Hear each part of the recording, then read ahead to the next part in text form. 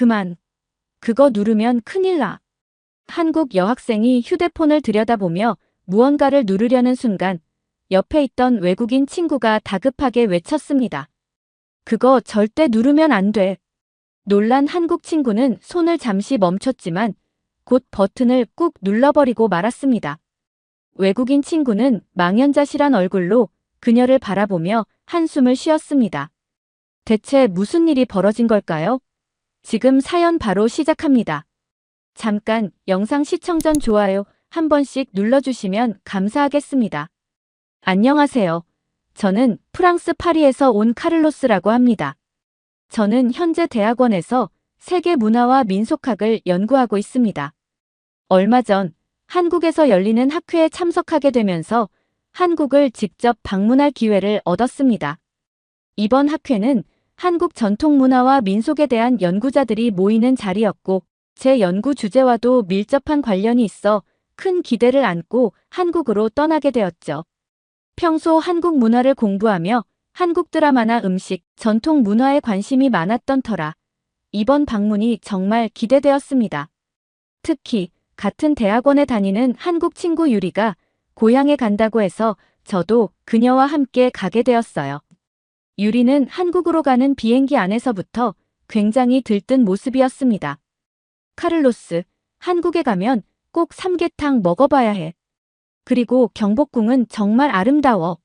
꼭 같이 가자. 저는 그녀가 추천해준 장소와 음식을 떠올리며 설렘을 감출 수 없었습니다. 책으로만 접했던 한국의 역사와 문화를 직접 경험할 기회라니 얼마나 흥미로울까요?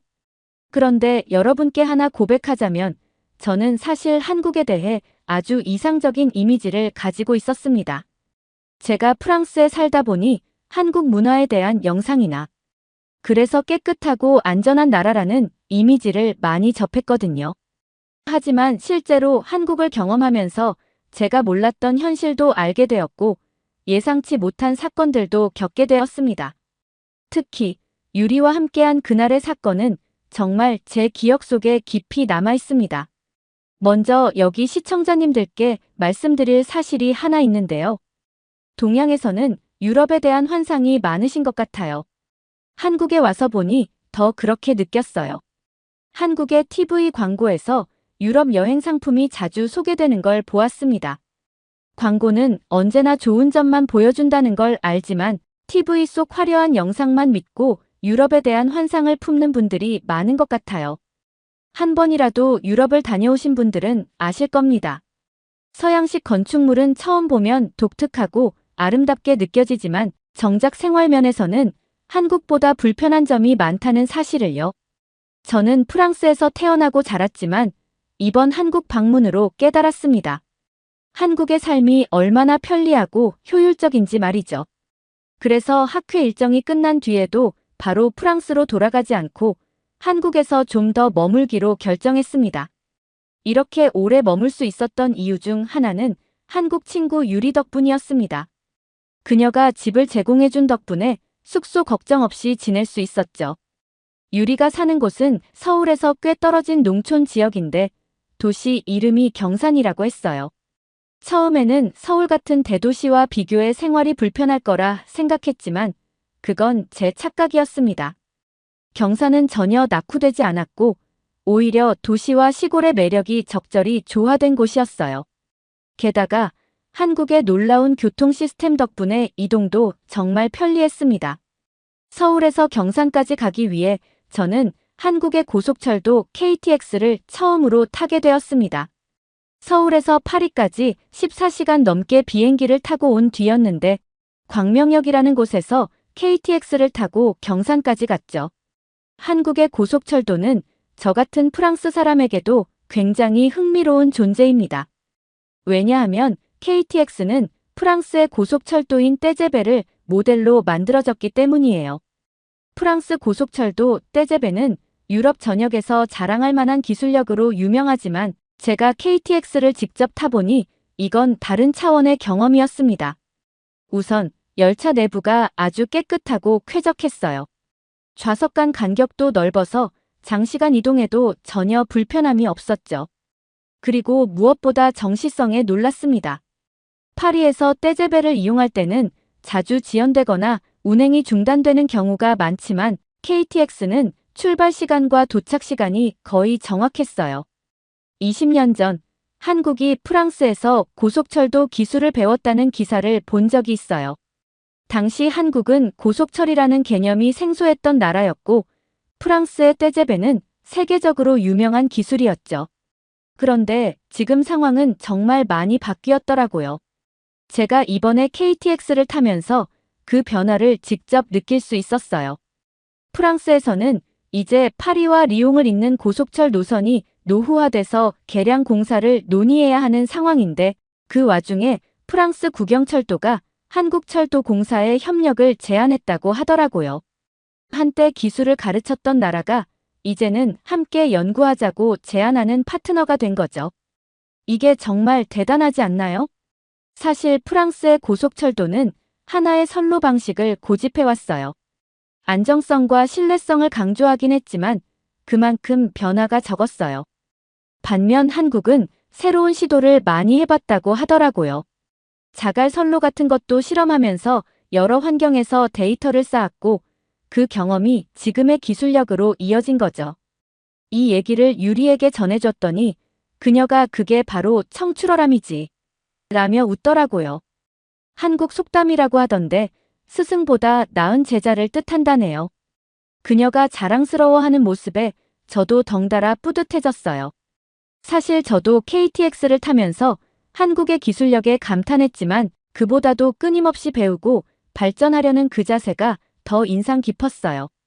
프랑스는 예전의 명성에 조금 안주했던 게 아닐까 싶더라고요. 새로운 걸 시도하기보다 기존 방식을 유지하려고 했던 게 지금의 차이를 만든 건 아닌가 하는 생각도 들었어요. 한국은 그런 면에서 정말 대단한 나라 같아요. 제가 이번에 느낀 건 한국은 실수나 실패를 두려워하지 않고 계속 도전한다는 거예요. 그리고 그 과정에서 놀라운 속도로 발전하고 있죠. 저도 한국의 발전 속도를 인정하지 않을 수가 없네요. 저는 프랑스가 자랑스럽지만 한국처럼 변화를 받아들이고 새로운 걸 시도하는 모습을 좀 더 배워야 한다고 생각해요. 이번 한국 여행은 단순히 고속철도를 경험하는 걸 넘어서 앞으로의 기술과 삶에 대해 많은 걸 생각하게 만들어줬어요. 열차가 출발하고 얼마 지나지 않아 창밖으로 펼쳐지는 한국의 풍경을 보면서 감탄이 절로 나왔습니다.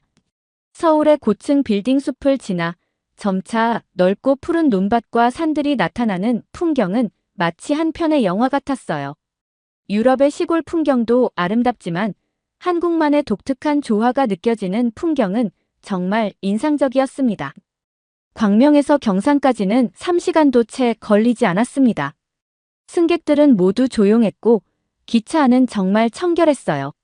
한국 사람들이 왜 KTX를 자랑스러워하는지 이해가 갔죠. 우리는 장거리 비행으로 몸이 많이 피곤할까봐 특실 좌석으로 예약했는데요. 좌석 공간이 생각보다 훨씬 넓어서 깜짝 놀랐습니다. 발을 쭉 뻗어도 충분히 편안했고 등받이 각도도 조절이 잘 돼서 몸이 피곤한 게 조금씩 풀리는 기분이었어요.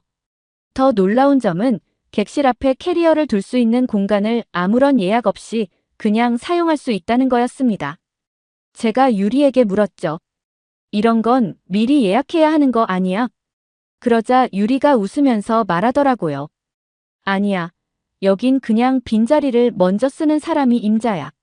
걱정하지 않아도 돼. 그 말을 듣고는 살짝 불안한 마음도 들었습니다.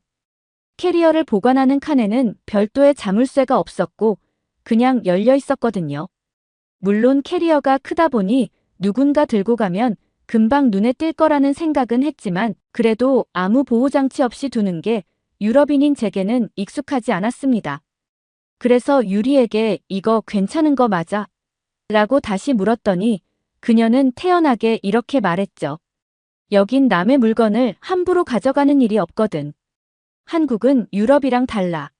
사실 유리가 그렇게 말할 때 유럽과의 비교가 살짝 비하처럼 느껴졌지만 부정할 수는 없었어요. 유럽에서는 길거리 소매치기를 피하기 어렵잖아요. 특히 파리에서는 가방을 잠시 내려놓는 순간 누군가가 가져가 버리는 일이 흔하니까요. 한국에서는 이런 점이 참 다르다는 게 흥미로웠습니다.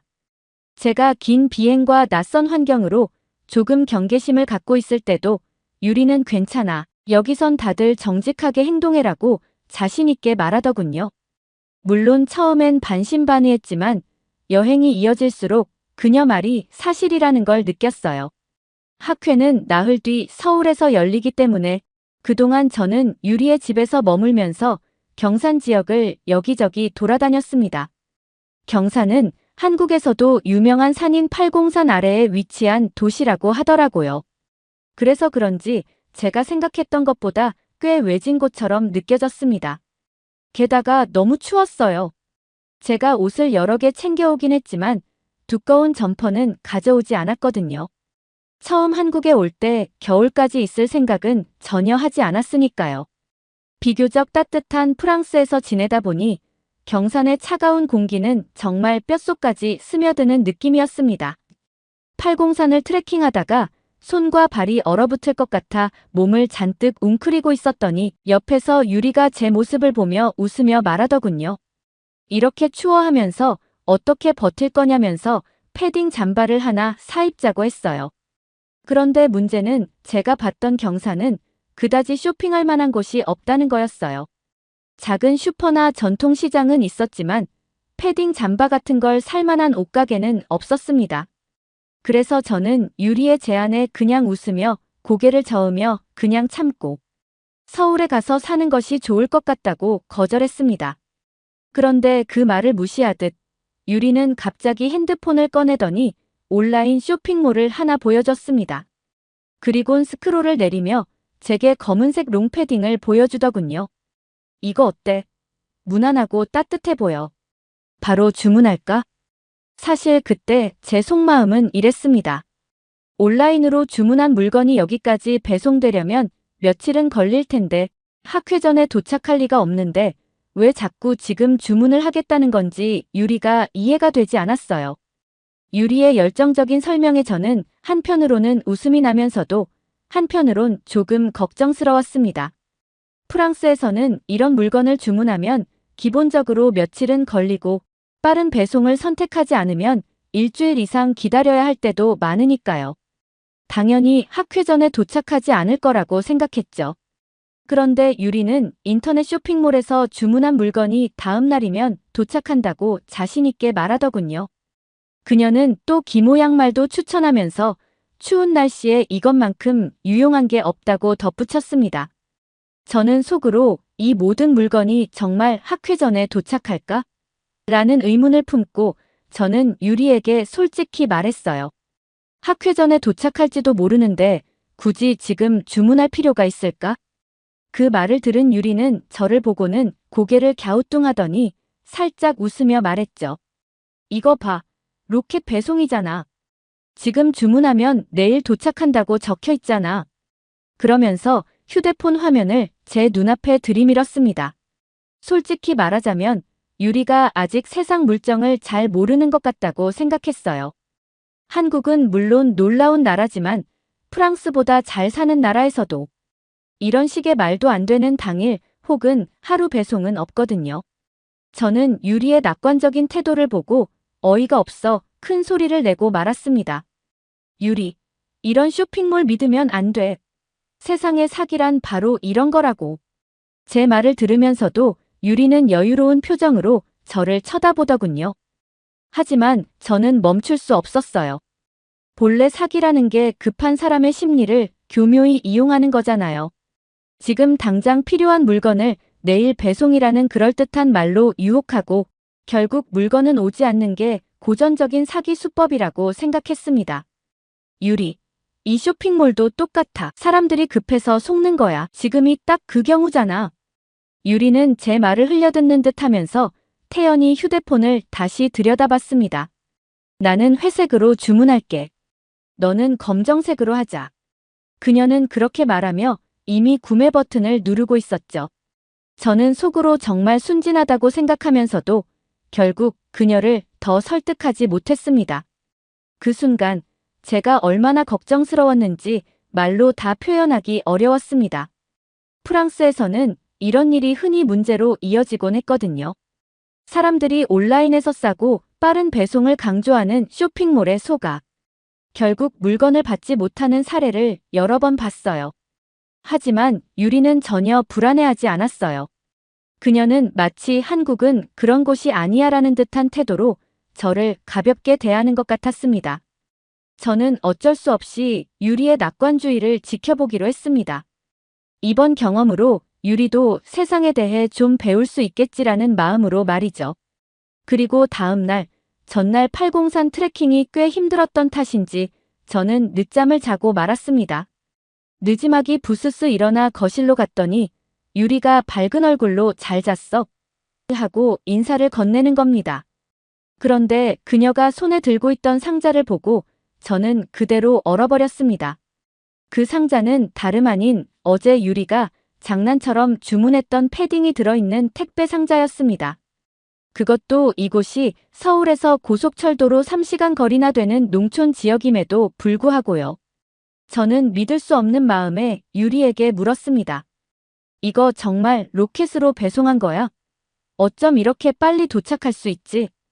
유리는 웃으며 한국에서는 지역마다 대형 물류창고가 있어서 물건이 그곳으로 바로 배송된다고 설명해줬습니다.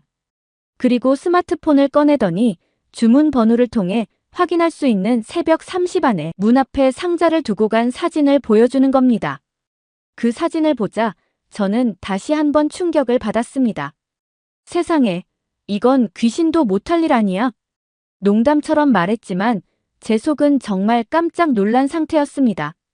이런 시스템은 프랑스에서는 꿈도 꿀 수 없었거든요. 저는 앞서 말씀드렸던 유럽에 대한 환상 이야기가 떠올랐습니다. 많은 사람들이 유럽을 낭만적이고 편리한 곳이라고 생각하지만 이런 실질적인 부분에서 유럽은 한국과 비교도 되지 않을 정도로 불편할 때가 많습니다. 한국은 놀라운 속도로 모든 것을 발전시켰고 사람들의 일상에서 이런 효율성과 편리함을 당연하게 누릴 수 있는 나라가 되었습니다. 유럽에서는 택배가 늦거나 분실되는 일도 잦고 빠른 배송 옵션을 추가로 선택해도 이렇게 정확하고 빠른 서비스를 기대하기 어렵습니다. 하지만 한국은 단 하루 만에 그것도 외딴 농촌 지역까지 완벽한 배송 시스템을 자랑하고 있었습니다. 저는 이런 현실을 직접 경험하며 유럽에 대한 환상이 깨어질 뿐만 아니라 한국의 생활 편리함에 대해 깊이 감탄할 수밖에 없었습니다. 프랑스에서는 택배라고 하면 종종 다른 집으로 배송되는 물건이라는 우스갯소리를 하곤 합니다. 그만큼 택배 시스템에 대한 신뢰가 낮아요.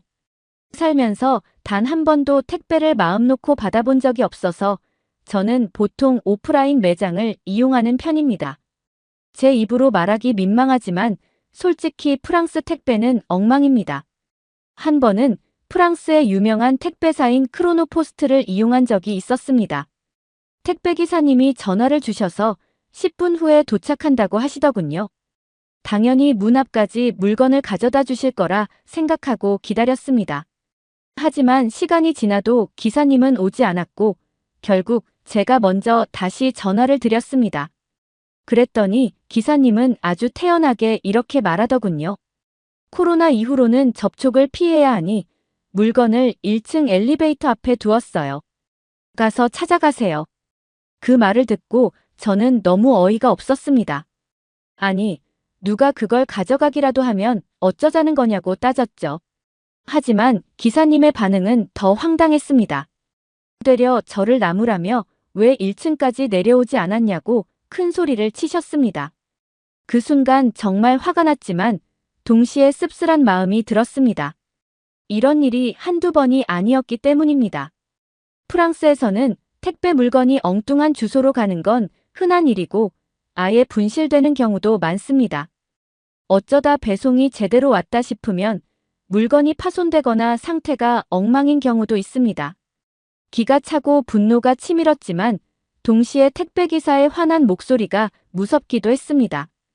결국 저는 더 이상 항의하지 못하고 전화를 끊고 말았습니다. 그리고 서둘러 엘리베이터로 내려갔지만 이미 택배 상자는 사라진 후였습니다. 당황한 저는 같은 건물의 세대를 하나하나 방문하며 혹시나 택배 상자를 보았는지 물어봤습니다. 다행히 5층에 사는 이웃이 낯선 물건을 발견해 1층 현관 창고에 두었다고 알려줬습니다. 그 말을 듣고 허겁지겁 내려가 결국 택배를 찾을 수 있었지만 그 과정에서 느꼈던 불편함과 스트레스는 이루 말할 수 없었습니다. 이 이야기를 유리에게 전했더니 그녀는 놀라워하면서도 어이가 없다는 표정을 지었습니다. 유리는 프랑스에 유학을 왔을 때 한국에서의 편리한 시스템을 떠나 마치 30년 전으로 돌아간 것 같다는 기분을 느꼈다고 했습니다. 특히 한국의 로켓 배송과 같은 첨단 시스템 속에 익숙했던 그녀에게 프랑스의 낙후된 배송 환경은 큰 스트레스로 다가왔다고 말했습니다. 프랑스에서는 중요한 알림이나 소식을 받을 때도 대부분 우편물을 통해서만 전달됩니다. 한국이라면 문자, 카카오톡 알림, 이메일 등 디지털 방식으로 즉시 확인할 수 있는 소식들이 프랑스에서는 전혀 그렇지 않습니다. 모든 것이 아날로그 방식으로 이루어지죠. 처음에는 이게 이상하다고 생각하지 않았습니다. 프랑스에서 태어나 자라면서 이런 시스템이 당연하다고 여겼기 때문입니다. 프랑스 사람들도 크게 불만이 없는 것처럼 보입니다. 왜냐하면 이들에게는 비교 대상이 없기 때문이죠. 어릴 때부터 우편으로만 소식을 주고받는 것이 기본적인 삶의 방식이었으니까요. 하지만 한국을 경험한 지금은 이야기가 달라졌습니다. 한국에서의 생활은 제가 경험했던 프랑스와 너무도 달랐고 이런 디지털화된 편리함은 말로만 듣던 것보다 훨씬 더 강렬하게 다가왔습니다. 택배부터 우편 시스템, 심지어 간단한 알림 하나까지도 한국에서는 실시간으로 소통이 이루어지니 삶이 한결 가벼워지고 효율적이라는 걸 깨달았습니다. 유리는 택배뿐만 아니라 한국의 우편 시스템도 얼마나 효율적인지 자랑했습니다. 그녀의 말에 따르면 한국에는 등기우편이라는 시스템이 있어서 중요한 문서를 하루 만에 받을 수 있다고 했습니다. 게다가 우편물을 발송한 사람과 수신인은 휴대폰으로 발송과 도착 여부를 바로 알 수 있고 등기번호로 실시간으로 우편물이 어디에 있는지 조회할 수 있다고 했습니다. 또한 발송된 우편의 수신 주소를 전화로 변경할 수도 있다고 했죠. 저는 이 말을 듣고 깜짝 놀랐습니다. 프랑스에서는 우체국 고객센터로 전화를 걸어 사람의 목소리를 들어본 적이 단 한 번도 없었거든요. 모든 것이 자동화된 녹음 메시지로만 이루어져 있고 문의가 필요할 때는 온라인으로 복잡한 과정을 거쳐야 했습니다. 심지어 이렇게 번거롭게 연락해도 문제 해결이 늦어지거나 아예 답을 듣지 못하는 경우가 다반사였습니다. 며칠 뒤 드디어 학회 참석을 위해 서울로 가기로 했습니다. 이전에 KTX를 타본 적이 있어서 이번에는 색다르게 고속버스를 타보고 싶었어요. 유리도 좋은 생각이라며 인근 대구 버스터미널에서 서울행 고속버스를 타자고 했죠. 그런데 저는 조금 불안했습니다. 프랑스에서는 고속버스가 제 시간에 출발하거나 도착하는 일이 드물었거든요. 당일 약속이 있을 때 고속버스를 이용하면 애를 먹기 일쑤였어요. 한 번은 버스가 1시간이나 연착돼 결국 기다리다 지쳐 표를 취소하려 했는데 이미 시간이 지나 취소도 안 된 적이 있었습니다. 그런데 잘못은 늦게 온 버스에 있는데 고객이 환불도 못 받는다는 건 정말 이해할 수 없었어요. 심지어 환불이 가능하다고 해도 간단하지 않았습니다. 자동 시스템은커녕 직접 이메일을 보내거나 고객센터에 문의해야 했죠. 그래서 프랑스에서는 고속버스를 이용할 땐 늘 하루 전에 이동 일정을 잡아야 했습니다. 그래야 중요한 약속에 늦지 않을 수 있으니까요. 이런 경험 때문에 저는 유리에게 학회 전날 서울에 가서 하룻밤 묵자고 제안했습니다. 그런데 유리는 그럴 필요 없어. 버스는 제 시간에 출발해서 정확히 도착할 거야 라며 오히려 저를 안심시키더라고요. 그 말을 듣고도 제 머릿속에는 여전히 버스가 늦으면 어떡하지? 라는 불안이 가득했습니다. 하지만 걱정은 기우였습니다. 서울로 가는 고속버스는 말 그대로 정시에 출발했고 유리의 말대로 예정된 시간에 정확히 도착했습니다. 버스 안은 깨끗하고 편안했으며 좌석 간 간격도 넓어 장시간 이동해도 불편함이 없었어요. 게다가 중간에 들른 휴게소에서도 정차 시간과 출발 시간이 딱 맞아떨어졌습니다. 프랑스에서는 고속버스를 탈 때마다 느리거나 지연되는 일들이 워낙 많다 보니 이런 정시성은 저에게 정말 신선한 충격이었습니다. 유리는 마치 이런 시스템이 너무 당연하다는 듯 태연했지만 저로서는 감탄하지 않을 수 없었어요. 이 모든 것이 마치 미래에서 온 도시 같은 느낌이었죠. 프랑스에서는 중요한 약속을 앞두고 고속버스를 이용할 때 항상 마음속에 불안함을 안고 있었습니다. 정시에 출발하지 않는 일이 너무 흔하다 보니 시간에 대한 신뢰가 없었거든요. 그에 비해 한국에서는 시간 계획을 세우는 게 한결 수월했습니다. 버스가 시간을 잘 지킨다는 걸 알게 되니 이동 자체가 더 편안하게 느껴졌습니다. 한국에서 고속버스를 경험하면서 단순히 교통수단의 문제가 아니라 시간에 대한 신뢰가 얼마나 중요한지를 새삼 깨달았습니다. 한국은 그런 점에서 정말 매력적인 나라였어요.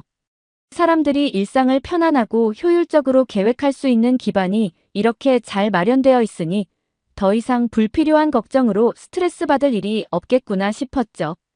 서울 부근에 가까워지자 고속도로가 점점 붐비기 시작했습니다. 이제야 한국도 교통체증이 있구나라는 생각을 하고 있었는데 곧 놀라운 광경을 보게 되었습니다. 한국에는 버스만 다닐 수 있는 버스 전용 차선이 있더군요. 많은 사람이 이용하는 버스가 교통체증에 갇히지 않고 신속하게 이동할 수 있도록 별도의 차선을 만든 겁니다. 승용차는 이 차선을 이용할 수 없게 함으로써 자연스럽게 대중교통 이용을 유도하는 모습이 정말 똑똑하다고 느껴졌습니다. 효율성과 편리함을 동시에 추구하는 시스템이 얼마나 잘 갖춰져 있는지 새삼 감탄하게 되었습니다. 제 한국 이야기는 여기까지입니다. 중간에 유럽이 생각보다 실망스러울 수 있다는 이야기를 하기도 했지만 그렇다고 프랑스가 매력이 없는 곳은 아닙니다. 프랑스는 여전히 낭만적이고 아름다운 장소가 많죠. 하지만 둘 중 하나를 고르라면 저는 한국에 사는 것을 추천합니다. 편리함, 체계적인 시스템, 그리고 삶의 효율성을 고려했을 때 한국은 정말 놀라운 나라라고 느꼈거든요. 이상으로 프랑스인 카를로스 씨의 한국 체험기를 들려드렸습니다. 오늘의 사연 어떻게 들으셨나요? 우리에게 이미 너무나 당연하게 받아들여지는 빠른 배송 시스템과 대중교통의 정확성은 외국인의 눈에는 정말 놀랍고 새로운 경험인 것 같습니다. 오늘 이야기가 재미있으셨다면 구독과 좋아요를 눌러주시고 주변 분들에게도 많이 공유해주세요. 끝까지 시청해주셔서 감사합니다. 다음에도 더 감동적이고 흥미로운 사연으로 찾아뵙겠습니다.